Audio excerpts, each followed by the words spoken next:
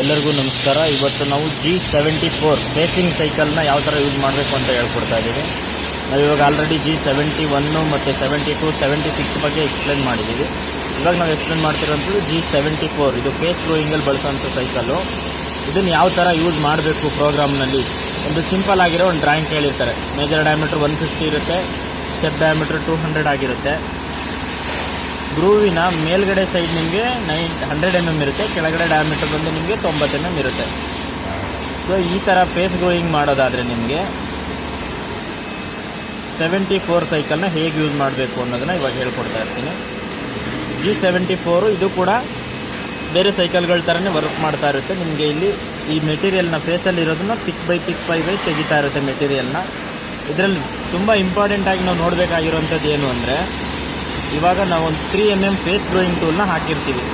Face growing ಟೂಲ್ನ insert piece ಕಡಿಕೆ ಈ ಥರ face ಮುಖ ಮಾಡಿರುತ್ತೆ. ಈ ಥರ ಇನ್ಸರ್ಟಿಂದ ಈ ಫೇಸ್ ಗ್ರೂ ಮಾಡುವಂಥದ್ದು. ಇವಾಗ ತಗೊಂಬಂದು ನಮಗೆ ಮೇಜರ್ ಡಯಾಮೀಟ್ರ್ ಇದೆಯಲ್ಲ, ಈ ಮೇಜರ್ ಡಯಾಮೀಟ್ರ್ 150 ಇದೆಯಲ್ಲ, ಆ ಡಯಾಮೀಟ್ರ್ ಮೇಲೆ ಈ ಕೆಳಗಡೆ ಸೈಡ್ನ, ಈ ಕೆಳಗಡೆ ಪಾಯಿಂಟ್ನ ಎಕ್ಸು 150.0 ಅಂತ ಹೊಡೆದ್ಬಿಟ್ಟು ಅದನ್ನು ನಾವು ಮೆಜರ್ ಮಾಡಬೇಕು. ನಾವು ಮಾಡೋ ಪ್ರೋಗ್ರಾಮ್ ಪ್ರಕಾರ ಇವಾಗ ನಾವು ಆಫ್ಸೆಟ್ ಇದಕ್ಕೆ ಯಾವ ತೆಗಿಬೇಕು ಅನ್ನೋದಾದರೆ, ಇನ್ಸರ್ಟ್ನ ಕೆಳಗಡೆ ಪಾಯಿಂಟ್ ಇದೆಯಲ್ಲ, ಆ ಪಾಯಿಂಟ್ಗೆ ನೀವು ಎಕ್ಸ್ ಆಫ್ಸೆಟ್ನ ತೆಗಿಬೇಕು. ಅದ್ರ ಪ್ರಕಾರ ನಾನು ಇವಾಗ ಪ್ರೋಗ್ರಾಮ್ ಮಾಡ್ತಿರೋವಂಥದ್ದು. ಫಸ್ಟ್ ಆಫ್ಸೆಟ್ ಬಗ್ಗೆ ಕ್ಲಿಯರೆನ್ಸ್ ಕೊಡ್ತಾ ಇರೋವಂಥದ್ದು. ಇವಾಗ ಒಂದು ಫೇಸ್ ಗ್ರೋಯಿಂಗ್ ಟೂಲ್ ಆದರೆ ನಿಮಗೆ ಈ ಥರ ಟೂಲಲ್ಲಿ ಮಿಲ್ ಮೌಂಟ್ ಆಗಿರುತ್ತೆ. ಕಟ್ಟಿಂಗ್ ಟೂಲ್ ಮಾತ್ರ ನಿಮಗೆ ಇನ್ಸರ್ಟು ಈ ಕಡೆ ಫೇಸ್ ಆಗಿರುತ್ತೆ. ಇಲ್ಲಿ ನೀವು ಎಕ್ಸ್ ಆಫ್ಸೆಟ್ ತೆಗೆದಿರ್ತೀರ, ಫೇಸಲ್ಲಿ Z0 ಮಾಡಿರ್ತೀರ. ಈ ಥರ ಮಾಡಿರ್ತೀರ. ಎಷ್ಟು ಡೆಪ್ತ್ ಬೇಕಾಗಿದೆ ನಮಗೆ? 5 mm ಡೆಪ್ತಿಗೆ ಬೇಕಾಗಿದೆ. ಅಲ್ಲಿಗೆ ಗ್ರೂ ವಿಡ್ತ್ ಕೂಡ ನಮಗೆ 5 ಬರುತ್ತೆ. ಯಾಕೆಂದರೆ ಟ್ರಯಾಂಗಲ್ ಕೇಳಿರೋದು 90ಇಂದ 100. ಸೊ ನಿಮಗೆ 5 mm ವಿಡ್ತ್ ಬರುತ್ತೆ ಮತ್ತು 5 mm ಡೆಪ್ತ್ ಬರುತ್ತೆ. ಈ ಥರ ನಿಮಗೆ ಫಸ್ಟು ಡ್ರಾಯಿಂಗ್ ಡೀಟೇಲ್ಸ್ ಕೊಡ್ತಾ ಇದ್ದೀನಿ. ಪ್ರೋಗ್ರಾಮಲ್ಲಿ ಅದನ್ನು ಎಕ್ಸ್ಪ್ಲೇನ್ ಮಾಡಿಬಿಟ್ಟು ಗ್ರಾಫ್ ಹಾಕಿ ನೋಡೋಣ ಯಾವ ಥರ ವರ್ಕ್ ಆಗುತ್ತೆ ಅಂತ. ನೋಡಿ, ಫಸ್ಟ್ ಟೂಲ್ ಯಾವ ಥರ ಇರುತ್ತೆ ನಿಮಗೆ ನೋಡೋಕ್ಕೆ. ಇನ್ಸರ್ಟು ಈ ಥರ ಫೇಸ್ ಕಡಿಕೆ ಮುಖ ಮಾಡಿರುತ್ತೆ. ಸೊ ನಿಮಗೆ ಈ ಥರ ಇದು ಇಲ್ಲಿ ಟರೆಟಲ್ ಮೌಂಟ್ ಆಗಿರುತ್ತೆ. ಈ ಕೆಳಗಡೆ ಪಾಯಿಂಟ್ನ ನೀವು ಆಫ್ಸೆಟ್ ಎಕ್ಸ್ ತೆಗೆದಿರ್ತೀರ, ಈ ಫೇಸ್ಗೆ Z ತೆಗೆದಿರ್ತೀರ. ಇದಕ್ಕೆ ಪ್ರೋಗ್ರಾಮ್ ಮಾಡೋದು ಹೆಂಗೆ ಅಂತ, ಫೇಸ್ ಗ್ರೂಯಿಂಗ್ ನೋಡೋಕ್ಕೆ ವಿಜುವಲಿ ಹೆಂಗಿರುತ್ತೆ ಇಲ್ಲಿ ನೋಡಿ. ಈ ಥರ ಪೀಸ್ ಮಾಡಿದ್ದೀವಿ ಅಂದರೆ ಈ ಫೇಸಲ್ಲಿ ಗ್ರೂ ಆಗಿರೋವಂಥದ್ದು ಇಲ್ಲಾಗಿದೆಯಲ್ಲ, ಫೇಸಲ್ಲಿ ಗ್ರೂ. ಇದು ನಿಮಗೆ ಓರಿಂಗ್ ಕೂತ್ಕೊಳ್ಳೋದಕ್ಕೆ ಅಥವಾ ಆ ಥರ ಅದಕ್ಕೆ ಯೂಸ್ ಮಾಡ್ತಾರೆ. ಆಯಿಲ್ ಸೀಲು ಆ ಥರ ಕೂತ್ಕೊಳ್ಳೋದಕ್ಕೆ ಫೇಸ್ ಗ್ರೂಯಿಂಗ್ ಕೇಳಿರ್ತಾರೆ. ನೋಡಿ, ಈ ಡಯಾಮೀಟ್ರು ಇವಾಗ ನಾವು ಇದ್ರ ಪ್ರಕಾರ ನಿಮ್ಗೆ ಎಕ್ಸ್ಪ್ಲೇನ್ ಮಾಡೋದಾದರೆ, ಕೆಳಗಡೆ ಡಯಾಮೀಟ್ರು 90 ಡಯಾಮೀಟ್ರ್, ಇದು 100, ಇದು 5 mm ಬಿಡ್ತು ಮತ್ತು ಫೇಸಿಂದ 5 mm ಡೆಪ್ತ್ಗೆ ಮಾಡ್ತಾ ಇರೋವಂಥದ್ದು ಪ್ರೋಗ್ರಾಮ್. ಇದು ಬೇರೆ ಪೀಸು ಸ್ಯಾಂಪಲ್ಗೆ ನಿಮಗೆ ತೋರಿಸ್ತಾ ಇರ್ತದೆ. ಫೇಸ್ ಗ್ರೂಯಿಂಗ್ ಯಾವ ಥರ ಇರುತ್ತೆ ಮತ್ತು ಅದನ್ನು ಯಾವ ಸೈಕಲಲ್ಲಿ ಮಾಡ್ತಾರೆ ಅನ್ನೋದನ್ನು ತೋರಿಸ್ತಾ ಇದ್ದೀನಿ.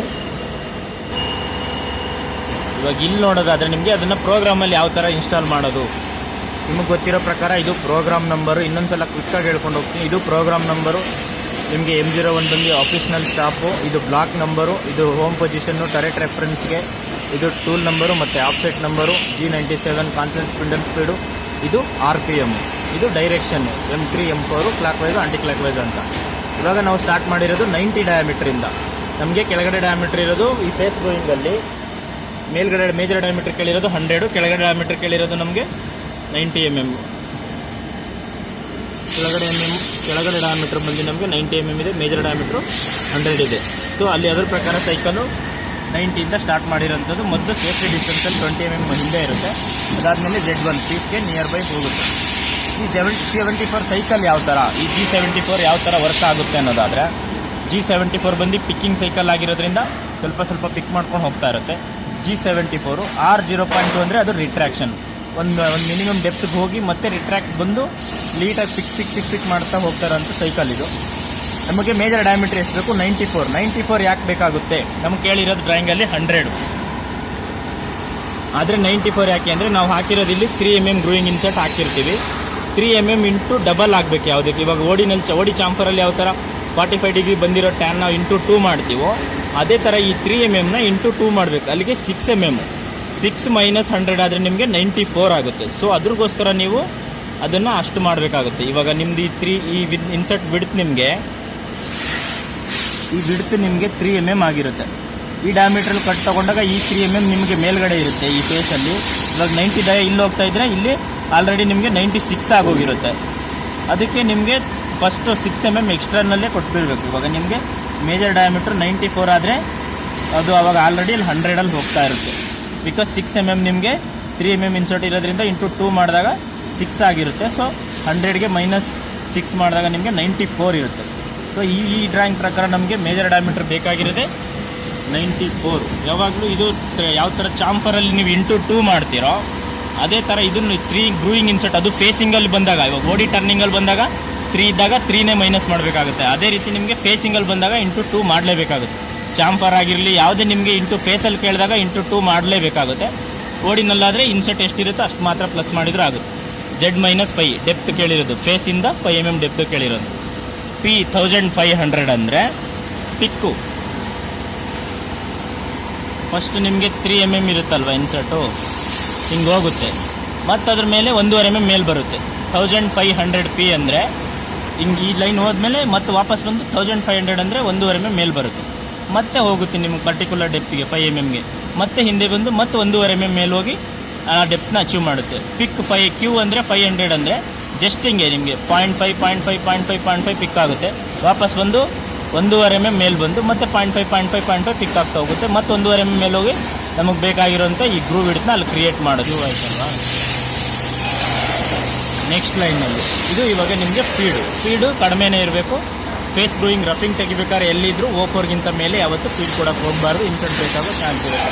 ಸೊ ವಾಪಸ್ಸು Z2 ಮತ್ತು ರೆಫರೆನ್ಸ್ ಪೊಸಿಷನ್ಗೆ ಹೋಗುತ್ತೆ. ನಿಮಗಿದು ಗ್ರೂನ ರಫಿಂಗ್ ಇದು. ಫಿನಿಶಿಂಗಿಗೆ ಚಾಂಫರ್ ಏನಾದರೂ ಕೇಳಿದ್ರೆ ಫಿನಿಶಿಂಗ್ ಒಂದು ಆ್ಯಡ್ ಮಾಡ್ಕೋಬೋದು. ಇದು ಜಸ್ಟ್ ಫಾರ್ ಗ್ರೂ ರಫಿಂಗ್.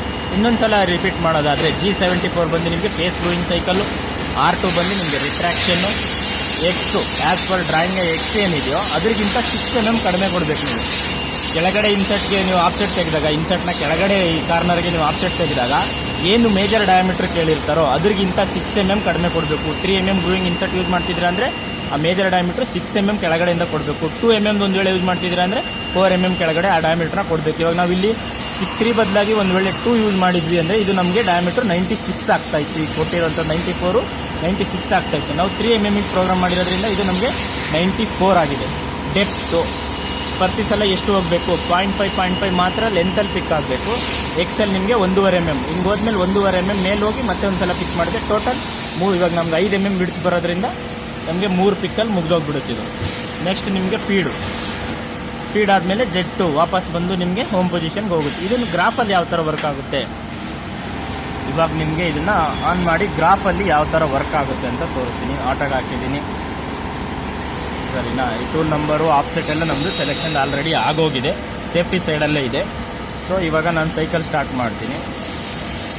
ಗ್ರಾಫಲ್ಲಿ ನೋಡೋದಾದರೆ ನೀವು ಬರ್ತಾಯಿದೆ ನೋಡಿ ರ್ಯಾಪಿಡಲ್ಲಿ ತುಂಬ ಕ್ಲೋಸಾಗಿ ಹೋಗಿ ನೋಡೋದಾದರೆ ಫೇಸಲ್ಲಿ ಪಿಕ್ ಆಗ್ತಾಯಿದೆ. ಗ್ರೀನ್ ಲೈನ್ ನಿಮಗೆ ತುಂಬ ಚಿಕ್ಕದಾಗಿ ಕಾಣಿಸುತ್ತೆ ಗ್ರಾಫ್ ಇರೋದ್ರಿಂದ 5 mm ಡೆಪ್ತಿಗೆ ಅಚೀವ್ ಆಗುತ್ತೆ. ಇವಾಗ 1.5 mm ಮೇಲೆ ಬಂತು ನೋಡಿ. 1.5 ಅಂದರೆ 93 ಆಗೋಯ್ತು. ನಾವು ಕೊಟ್ಟಿರುವಂಥದ್ದು 93 ಡಯಾಮೀಟರ್. ನೆಕ್ಸ್ಟ್ ನಿಮಗೆ 94ಗೆ ಹೋಗ್ತಿರುತ್ತೆ.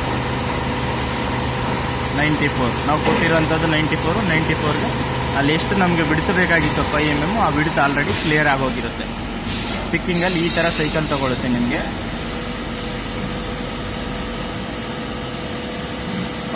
ವಾಪಸ್ ಹೋಗಿದೆ. ಇವಾಗ ಇನ್ನೊಂದ್ಸಲ ಪ್ರೋಗ್ರಾಮ್ನ ರೆಕಾರ್ಡ್ ಮಾಡ್ಕೊಳ್ಳಿ. ಇದು ನಿಮಗೆ G74 ಸೈಕಲ್ಲು. ಇದರಲ್ಲಿ ಒಂದು ವೇಳೆ ಫಿನಿಶಿಂಗ್ ಒಂದು ಪಾಸ್ ಬಿಡೋದಾದರೆ ಯಾವ ಥರ ಬಿಡಬೇಕು ಅಂದರೆ ಅದು ಆಲ್ರೆಡಿ ಪ್ರೋಗ್ರಾಮ್ನ ನಾನು ಕ್ರಿಯೇಟ್ ಮಾಡಿದ್ದೀನಿ. ಇವಾಗ N ಸರ್ಚು N2ನಲ್ಲಿ ಕೂಡ ಆಲ್ರೆಡಿ ಕ್ರಿಯೇಟ್ ಆಗಿದೆ. ಸೇಮ್ ಅದೇ ಥರನೇ ಮಾಡಿರೋವಂಥದ್ದು. ಅದನ್ನು ಒಂದೇ ಪಾಸಿಗೆ ಮಾಡಿರೋದು ನೋಡಿ. RPM 89ಇಂದ 90ಗೆ ಫಸ್ಟ್ ಚಾಂಫರ್ ಆಗುತ್ತೆ. Z-5 ಹೋಗಿ ಮತ್ತೆ 95ಇಂದ 94ಗೆ ಒಂದು ಪಾಸ್ ಚಾಂಫರ್ ಆಗಿ Z-5 ಹೋಗುತ್ತೆ. ಅದೇ ಅದರಲ್ಲಿ ಸೈಕಲ್ ಇರೋದನ್ನ ಇದನ್ನು ಜಸ್ಟ್ ಒಂದು ಪಾಸ್ ಮೂವ್ ಮಾಡಿರೋ ಮ್ಯಾನ್ಯಲ್ ಪಾಸಲ್ಲಿ ಮೂವ್ ಮಾಡಿರೋವಂಥದ್ದು. ಇವಾಗ ಇದನ್ನು ನಿಮಗೆ ತೋರಿಸೋದಾದರೆ ಫಸ್ಟ್ ಹಳೆಯದನ್ನು ನಾವು ಎರೇಸ್ ಮಾಡಿ ಬಿಸಾಕ್ಬಿಡೋಣ. ಇವಾಗ ಫಿನಿಶಿಂಗ್ ಮಾತ್ರ ನೋಡಿ ಒಂದು ಪಾಸು ಕೆಳಗಡೆಯಿಂದ ಚಾಂಫರ್ ಆಗುತ್ತೆ, ಮೇಲ್ಗಡೆಯಿಂದ ಒಂದು ಪಾಸ್ ಕಟ್ ತೊಗೊಂಡು ನಿಮಗೆ 5 mm ಅಲ್ಲಿ ಆಲ್ರೆಡಿ ಕ್ಲಿಯರ್ ಆಗಿ ಹೋಗುತ್ತಿರೋದು. ಎರಡೇ ಪಾಸು, ಇಲ್ಲಿ ಒಂದು ಪಾಸ್ ಹೋಗುತ್ತೆ ಮತ್ತು ಮೇಲ್ಗಡೆಯಿಂದ ಒಂದು ಪಾಸ್ ಹೋಗುತ್ತೆ. ಫಿನಿಶಿಂಗ್ ಪ್ರೋಗ್ರಾಮ್ ಯಾವ ಥರ ಇದೆ ಅಂತ ರೆಕಾರ್ಡ್ ಮಾಡ್ಕೊಳ್ಳೋದಾದರೆ ಇಲ್ಲಿದೆ ನೋಡಿ ಫಿನಿಶಿಂಗ್ ಪ್ರೋಗ್ರಾಮ್. 89ಇಂದ 90ಗೆ 0.5 ಚಾಂಪರ್ ಆಗುತ್ತೆ. ಜೆಡ್ ನಿಮ್ಗೇನು ಡಿಫ್ರೆನ್ಸ್ ಹೇಳಿದಾರೆ ಡಿಸ್ಟೆನ್ಸು ಅದು ಅಚೀವ್ ಆಗುತ್ತೆ. ಜಸ್ಟ್ ಒಂದು ಪಾಯಿಂಟು ಮೇಲೆ ಹೋಗಿ ಜೆಡ್ ವಾಪಸ್ ಬಂದು ಎಕ್ಸ್ 95ಇಂದ ಮತ್ತು 94ಗೆ 1 ಚಾಂಪರ್ ಆಗುತ್ತೆ. ಜೆಡ್ -5 ಹೋಗುತ್ತೆ, 92.5 ಆಗಿ ಕೆಳಗಡೆ ಬರ್ತಾ ಇದೆ. ಫೈನಲ್ ರಿಸಲ್ಟ್ ನಿಮ್ಗೆ ಯಾವ ಥರ ಬರುತ್ತೆ, ಈ ಥರ ಒಂದು ಫೇಸ್ ಗ್ರೂ ಅಲ್ಲಿ ಕ್ರಿಯೇಟ್ ಆಗೋಗಿರುತ್ತೆ. ಈ ಥರ ಒಂದು ಫೇಸ್ ಗ್ರೂ ನಿಮಗೆ ಕ್ರಿಯೇಟ್ ಆಗಿರುತ್ತೆ. G74ಅಲ್ಲಿ ಫಸ್ಟ್ ಸೈಕಲಲ್ಲಿ ಎಲ್ಲ ರಫ್ ಮೆಟೀರಿಯಲ್ ತೆಗೆದಿರುತ್ತೆ. ಅದಾದಮೇಲೆ ಲಾಸ್ಟಲ್ಲಿ ಇಲ್ಲೊಂದು ಲೈಟಾಗಿ ಚಾಂಪರ್ ಇದೆಯಲ್ಲ, ಇದು ಒಂದು ಚಾಂಪರು ಮತ್ತು ಇದು ಒಂದು ಚಾಂಪರಲ್ಲಿ ನಿಮಗೆ ಕ್ರಿಯೇಟ್ ಆಗಿ ಫೇಸ್ ಗ್ರೂ ನೀಟಾಗಿ ಆಗೋಗಿರುತ್ತೆ. ಸೊ ಇದೇ ಥರ ನಿಮಗೆ ಬೇರೆ ಬೇರೆ ಥರ G74, G75 ಎಲ್ಲ ಸೈಕಲ್ನ ಬಗ್ಗೆ ಮಾಹಿತಿ ಈ ಚಾನಲಲ್ಲಿ ಸಿಗ್ತಾ ಇರುತ್ತೆ. ಅದು ಕನ್ನಡದಲ್ಲಿ ಸಿಗ್ತಾ ಇರುತ್ತೆ, ಕನ್ನಡದಲ್ಲಿ ತುಂಬ ಕಡಿಮೆ ಸಿಗ್ತಾ ಇದೆ. ಸೊ ಹಂಗಾಗಿ ಈ ಚಾನಲ್ಲು ಈ ಪ್ರೋಗ್ರಾಮ್ಗಳು ನಿಮ್ಗೆ ಇಷ್ಟ ಆದಲ್ಲಿ ಸಬ್ಸ್ಕ್ರೈಬ್ ಮಾಡ್ತಾಯಿರಿ, ಹಂಗೆ ಶೇರ್ ಮಾಡ್ತಾಯಿರಿ.